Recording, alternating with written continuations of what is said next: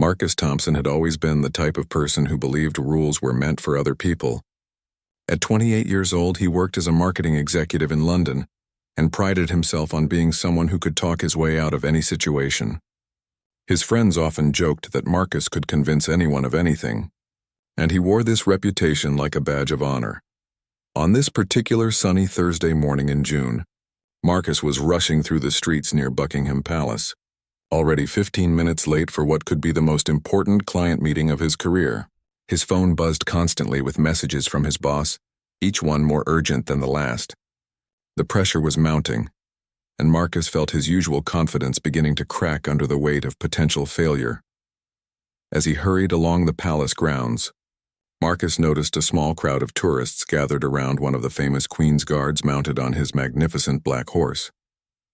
The guard sat perfectly still, his red uniform immaculate and his face expressionless beneath the iconic bearskin hat. The horse, equally impressive, stood like a statue while visitors snapped photos from a respectful distance. Marcus checked his watch again and realized his usual route was blocked by construction work. The crowd around the mounted guard was creating additional congestion, and he could see his shortcut to the office building just beyond the ceremonial area. His mind began calculating the time he could save if he could just slip through quickly.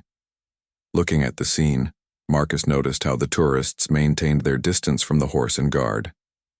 He had heard stories about these ceremonial soldiers, but in his rushed state, he dismissed them as mere tourist attractions.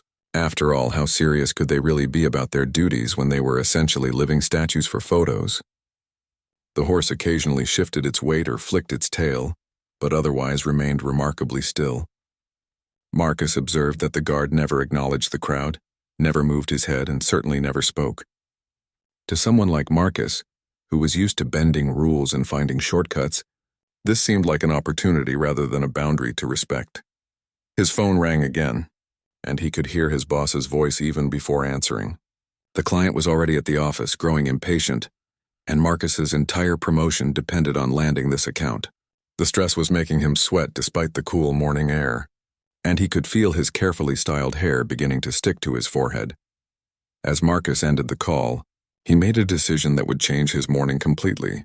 Instead of walking around the crowd and taking the longer route, he decided to cut directly through the area where the guard and horse were positioned. In his mind, he rationalized that he wasn't really doing anything wrong. He was just walking past, not interfering with anything important. He approached the edge of the crowd, noting how the other visitors kept a respectful distance of several feet from the horse. Some children pointed excitedly while their parents whispered explanations about the Queen's Guard traditions. A few teenagers were taking selfies, trying to get the perfect shot with the colorful ceremony in the background. Marcus began to push gently through the crowd, excusing himself quietly as he made his way closer to where the horse stood. He could smell the leather of the guard's equipment and hear the subtle sounds of the horse breathing, and occasionally snorting. The animal was much larger up close than it had appeared from a distance, its muscles clearly visible beneath its glossy coat. Still, Marcus pressed forward, convinced that his urgency justified his actions. He had always believed that confidence could overcome almost any obstacle, and this morning would be no different. Or so he thought. As Marcus moved closer to the horse, he began to notice details he had missed from afar. The animal's eyes were alert and intelligent, constantly scanning the crowd around it. Its ears twitched at every sound, and occasionally it would stamp one hoof against the pavement with a sharp, authoritative sound that made nearby tourists jump slightly. The Queen's Guard sat rigidly in his saddle, his gloved hands holding the reins with practiced precision. Marcus could see the intricate details of the red uniform up close, the gold braiding, the perfectly polished buttons, and the way every element of the ceremonial dress was maintained to absolute perfection. This was clearly not just a costume or a show. Despite these observations, Marcus's desperation to reach his meeting on time overrode his better judgment. He calculated that if he could just slip past the horse's flank, he would save at least 5 crucial minutes. His phone continued to buzz with messages, each notification adding to his growing anxiety about the consequences of being late. Marcus reached the edge of the informal boundary that the other tourists seemed to naturally respect. He paused for just a moment, looking up at the guard's face beneath the bearskin hat. The soldier's expression was completely neutral, eyes fixed straight ahead, showing no acknowledgement of Marcus's presence or anyone else's. Taking this apparent indifference as permission, Marcus stepped forward into the space directly beside the horse. He planned to move quickly and quietly, barely disturbing the scene that was clearly set up for tourist photos. In his mind, he was being clever and efficient, solving his problem without really bothering anyone. The moment Marcus entered the horse's immediate space, he felt the animal's attention shift toward him. The horse's head turned slightly and one large dark eye focused directly on this unexpected intruder. Marcus tried to move casually as if he belonged there, but something in the horse's posture began to change. Other tourists started to notice Marcus's unusual position and began pulling out their phones, thinking they were about to witness an interesting interaction. Some whispered to each other, wondering if Marcus was part of some special ceremony or if he had official permission to be so close to the guard. Marcus took another step forward, now directly alongside the horse's massive flank. He could feel the animal's warmth and hear its steady breathing. The horse's skin twitched slightly where Marcus's jacket brushed against it, and he could sense the powerful muscles beneath the sleek coat. Suddenly, the horse's entire demeanor shifted. Its ears flattened back against its head and it began to sidestep away from Marcus. The movement was controlled but unmistakably agitated. The animal's training was evident. It didn't panic or bolt, but it clearly wanted this uninvited visitor to move away. Marcus, however, was too focused on his shortcut to read these warning signs properly. Instead of backing away respectfully, he tried to continue forward, essentially following the horse as it moved. This persistence transformed what might have been a minor intrusion into something much more serious. The crowd began to sense that something was wrong. Parents pulled their children back slightly, and the general chatter of the tourists died down to nervous whispers. Cameras were now definitely recording, though Marcus remained oblivious to the attention he was attracting. Above him, still maintaining his ceremonial posture, the Queen's Guard was very much aware of what was happening.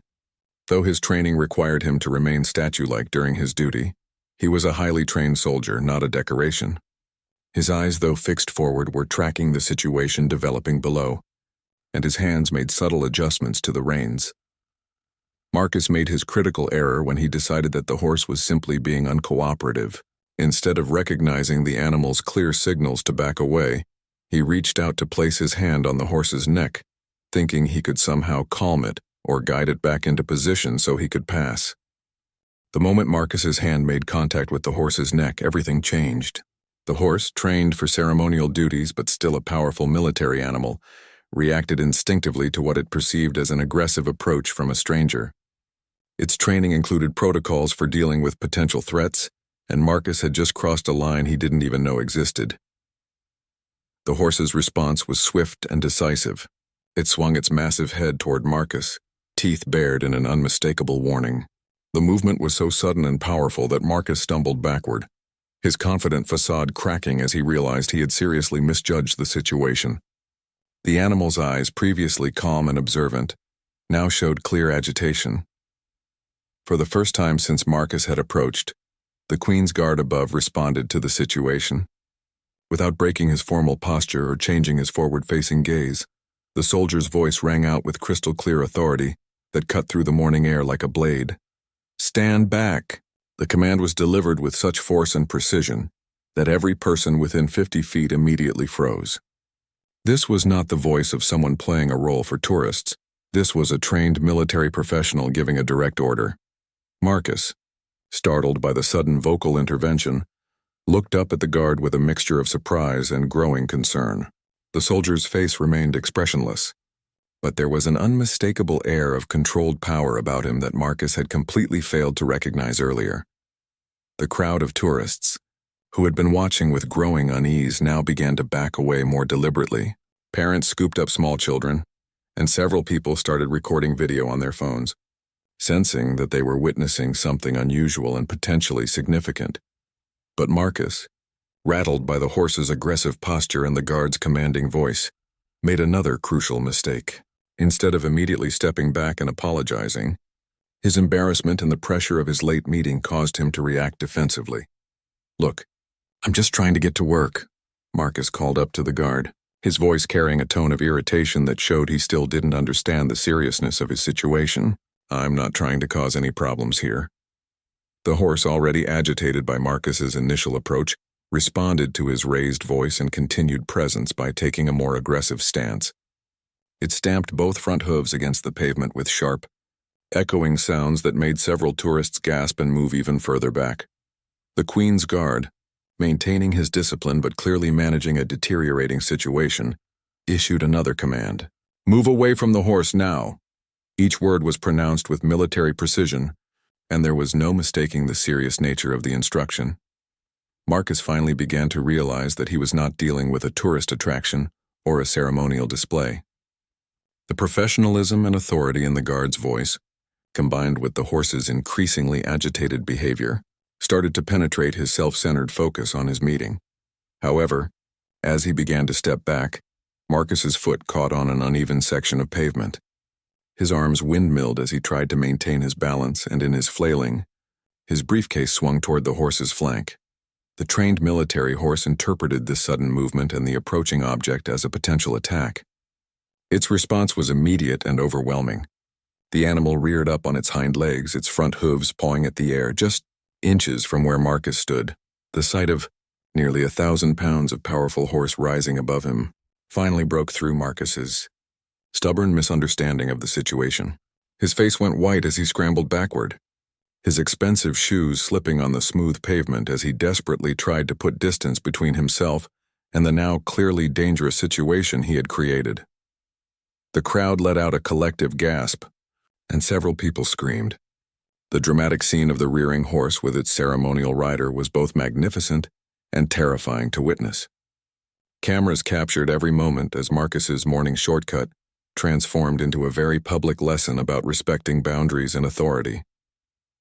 As the horse's hooves crashed back down to the pavement with thunderous impact, Marcus found himself flat on his back, having fallen while scrambling to escape.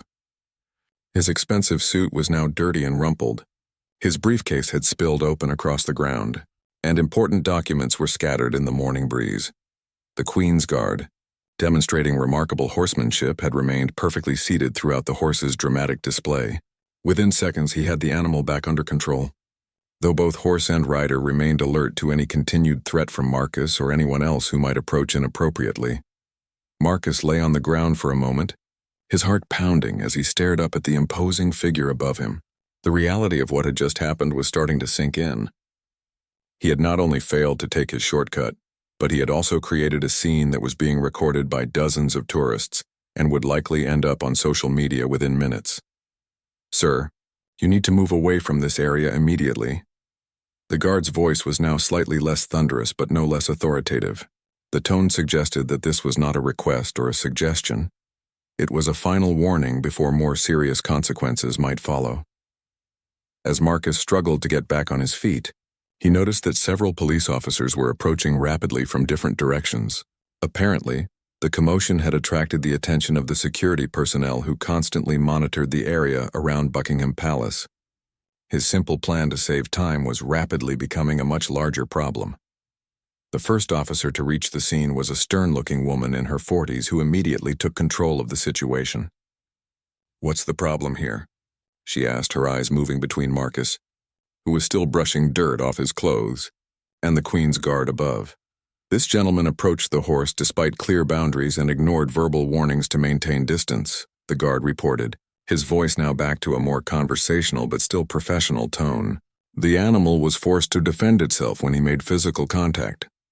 Marcus looked around at the crowd of tourists, all of whom were staring at him with expressions ranging from shock to amusement.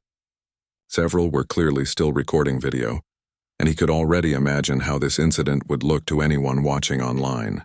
His face burned with embarrassment as he realized how foolish he must appear. "Is that accurate, sir?"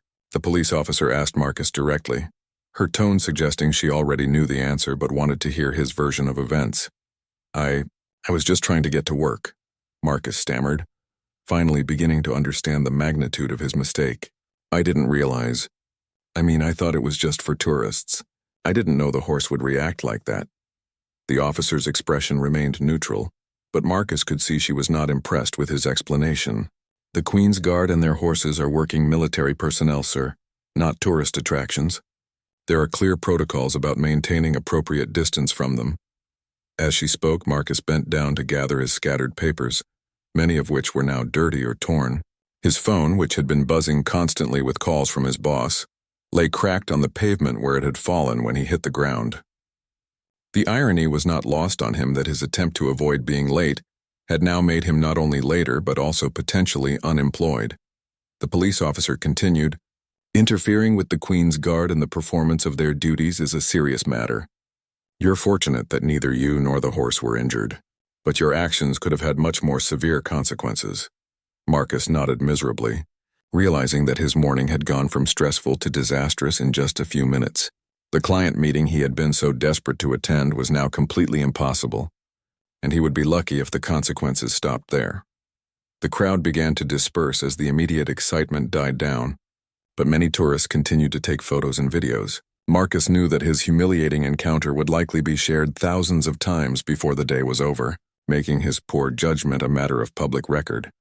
"You'll need to come with me to provide a full statement about the incident," the officer informed him, "and there may be charges depending on how this is reviewed." At the local police station, Marcus sat in an uncomfortable plastic chair while officers processed his statement. The fluorescent lights hummed overhead, and the sterile environment felt like a world away from his usual confident business meetings. His ruined suit and disheveled appearance made him feel even more out of place in the formal setting. The desk sergeant, a patient but thorough man named Officer Williams, reviewed the incident report while Marcus waited anxiously. "Mr. Thompson, I want you to understand that what happened this morning could have resulted in serious injury or worse. The Queen's Guard horses are trained military animals, and they can be extremely dangerous when they perceive a threat." Marcus nodded glumly, finally beginning to grasp the full scope of his error. "I honestly didn't think it was that serious," he admitted. "I see tourists taking pictures with them all the time. I thought they were just, decorative."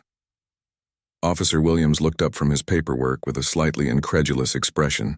"Decorative? Mr. Thompson, these are active-duty soldiers performing ceremonial duties that are part of Britain's military tradition. The horses they ride are trained for combat situations and crowd control. They're not props in a photo opportunity." The reality of his ignorance was becoming increasingly embarrassing for Marcus. His entire adult life, he had prided himself on being informed and sophisticated, yet he had completely misunderstood something that thousands of tourists managed to respect every day. "What happens now?" Marcus asked, dreading the answer. His phone, though cracked, had managed to receive several voicemails from his boss, each one progressively more angry about his absence from the crucial client meeting. "Well, you're being charged with interfering with a member of Her Majesty's forces in the execution of their duty," Officer Williams explained. "It's not the most serious charge we could pursue, but it will require a court appearance. You're also being issued a formal warning about respecting boundaries around royal residences and ceremonial areas." Marcus's stomach sank. A criminal charge, no matter how minor, would almost certainly cost him his job. His company had strict policies about employees who became involved in legal troubles, especially ones that could reflect poorly on their professional image. As he was released on his own recognizance with a court date scheduled for the following month, Marcus stepped back into the London morning feeling like a completely different person than he had been just a few hours earlier. His confidence was shattered, his career was probably over, and his face was likely already appearing in social media posts around the world. The walk back toward his office building took him past the scene of his humiliation. The Queen's Guard was still at his post, the horse now calm and statuesque once again. A new crowd of tourists had gathered, maintaining the respectful distance that Marcus had so foolishly ignored. As he watched the scene, Marcus noticed how the other visitors behaved around the ceremonial pair. Parents explained to their children about keeping back. Tourists asked each other about the best angles for photos without getting too close, and everyone seemed to naturally understand the boundaries that he had missed entirely. His phone rang, displaying his boss's number. Marcus stared at it for several rings before reluctantly answering, knowing that this conversation would likely be the final nail in the coffin of his career. "Thompson, where the hell have you been?" His boss's voice exploded through the speaker, before Marcus could even say hello. The Morrison account walked out after waiting for you for over an hour. Do you have any idea what you've cost us? Sir, I can explain, Marcus began, though he had no idea how to make his morning sound like anything other than complete professional incompetence. This better be good. Thompson, because I've got a resignation letter ready for you to sign if it's not. Marcus looked back at the Queen's Guard, still performing his duty with dignity and discipline, and realized that his explanation would sound even worse than his boss could imagine. How do you tell your supervisor that you lost the biggest client of the year? Because you got arrested for harassing a horse. The conversation with his boss went exactly as badly as Marcus had feared. Despite his attempts to minimize the incident, the story sounded ridiculous no matter how he told it. When his boss learned that Marcus had been arrested and charged with a crime related to interfering with the Queen's Guard, the response was swift and final. Thompson, you're suspended pending a full review of this incident. I can't have someone representing our company who gets arrested for bothering tourist attractions. Pack up your desk and leave your company phone and laptop with security. By noon, Marcus found himself standing on the sidewalk outside his former office building, carrying a cardboard box containing the few personal items from his desk. His career in marketing, which had taken years to build, was effectively over because of a 5-minute lapse in judgment.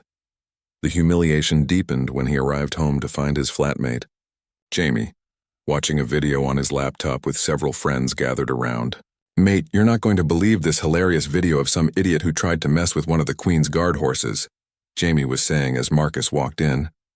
Oh no, one of the friends laughed. I saw this one earlier. The guy completely faceplants when the horse rears up. It's gone viral. Already has over 2 million views. Marcus stood frozen in the doorway as he watched himself on screen, looking every bit as foolish as he felt. The video captured not only his fall but also his arrogant approach to the situation and his dismissive attitude when the guard first warned him off. Jamie looked up and saw Marcus's expression. What's wrong, mate? You look like you've seen a ghost. Then his eyes widened as he looked more closely at the figure in the video and then back at his flatmate. Oh my God, Marcus, tell me that's not you in this video. The room fell silent as everyone turned to stare at Marcus. There was no denying it. The video clearly showed his face, and his ruined suit was still evidence of the morning's disaster. His humiliation was now complete and very, very public. Over the next few days, the situation only got worse. The video had been shared across multiple social media platforms, each with increasingly mocking commentary. News outlets picked up the story as an example of tourist misbehavior, though they didn't identify Marcus by name. Still, anyone who knew him could easily recognize his face in the footage. Marcus's phone buzzed constantly with messages from friends and former colleagues who had seen the video. Most were checking to see if it was really him, while others offered sympathy or worse, found the whole situation amusing. His dating profile received several mocking messages from people who recognized him from the viral video. The psychological impact was severe. Marcus, who had always defined himself by his professional success and social confidence, now felt like a complete failure. He barely left his flat, ordering food delivery and avoiding anywhere he might be recognized. His family's reaction was mixed. His mother was mortified that her son had made such a public spectacle of himself and worried about what the neighbors would think. His father, a former military man, was particularly disappointed that Marcus had shown such disrespect for a serving soldier. The Queen's Guard represents centuries of British military tradition, his father explained during a tense phone conversation. What you did wasn't just stupid, Marcus. It was disrespectful to every person who has served in uniform. The weight of his father's disappointment hit Marcus harder than losing his job or becoming an internet meme. For the first time, he began to understand that his actions had consequences beyond just his own embarrassment. As his court date approached, Marcus realized he needed legal representation. The solicitor he consulted was professional but frank about his situation. The charge isn't likely to result in serious jail time, but you'll have a criminal record. More importantly, the publicity around this case means it will follow you for years. Marcus sat in the lawyer's office, looking at the legal documents that would formalize the worst mistake of his life, and finally began to accept that his old life of easy confidence and rule-bending was truly over. 3 months after the incident, Marcus stood in the same area near Buckingham Palace where his life had changed so dramatically. This time, however, he was there as a volunteer guide helping tourists understand the proper protocols for observing the Queen's Guard ceremonies. The court case had resulted in a fine and community service, but more importantly, it had forced Marcus to confront his entitled attitude and lack of respect for others. As part of his sentence, he was required to spend 100 hours educating visitors about royal protocols and military traditions. Initially, Marcus had viewed the community service as just another humiliation to endure. But as he learned about the history and significance of the ceremonies he had so carelessly disrupted, something began to change in his perspective. He discovered that the Queen's Guard weren't just ceremonial figures, they were active duty, soldiers with combat experience who took their duties seriously. The horses you see here are trained, military animals. Marcus now explained to a group of curious tourists, many of whom reminded him of his former self. They're not pets or photo props. They're working animals with a job to do, and they deserve our respect and space. A middle-aged man in the group raised his hand, but they look so calm and still. Surely it's not dangerous to get a little closer for a better picture. Marcus smiled sadly, remembering his own similar thoughts just months earlier. I understand why you might think that, but these animals are trained to react to potential threats. Getting too close can trigger defensive responses that could seriously hurt someone. He had become something of a minor celebrity among the regular guides and palace security staff, though not in the way he might have hoped. Everyone knew him as the guy from the video, but they had also seen his genuine efforts to make amends for his behavior. Officer Williams, the policeman who had processed his case, occasionally checked in on Marcus's progress. You know, Thompson, most people who end up in situations like yours just pay their fine and disappear. The fact that you're out here trying to prevent others from making the same mistake says something about your character. The comment meant more to Marcus than the officer probably realized. For most of his adult life, Marcus had measured his worth by his professional achievements and his ability to get what he wanted through charm and shortcuts. Now, for the first time, someone was recognizing him for actually helping others. His personal life had slowly begun to improve as well. The initial wave of social media attention had died down, and while the video would probably follow him forever, people had moved on to mocking other viral sensations. He had found work with a small nonprofit organization that appreciated his hard-earned humility and his unique perspective on learning from mistakes. The relationship with his father had also begun to heal. When Marcus explained his volunteer work and his growing understanding of military service, his father's disappointment had gradually shifted to cautious pride. It takes character to own up to your mistakes and try to fix them, his father had said. That's more important than never making mistakes in the first place. As Marcus finished his explanation to the tourist group and watched them maintain respectful distances while taking their photos, he reflected on how much his life had changed. He had lost his high-paying job, his social confidence, and his belief that rules didn't apply to him. But he had gained something more valuable: genuine respect for others and an understanding of his place in the world. The Queen's Guard who had been on duty that morning was no longer at this particular post, but Marcus often wondered if the soldier remembered the incident. Probably not. Dealing with inappropriate tourist behavior was likely a regular part of the job. But Marcus would remember that morning for the rest of his life, not as the day he was humiliated, but as the day he finally learned that respect and humility were more important than getting his own way. As the sun set over London, and another day of educating tourists came to an end, Marcus walked away from the palace grounds with a sense of purpose he had never felt during his marketing career. He had learned his lesson the hard way, but he had learned it completely.